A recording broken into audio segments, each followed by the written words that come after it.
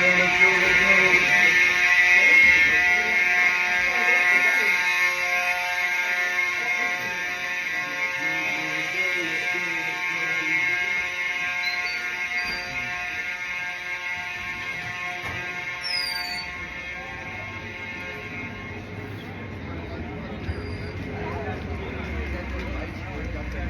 can't believe there was a fire alarm this morning.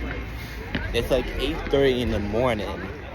I was just chilling, and all of a sudden, the fire alarm went off, and everyone evacuated the whole damn school.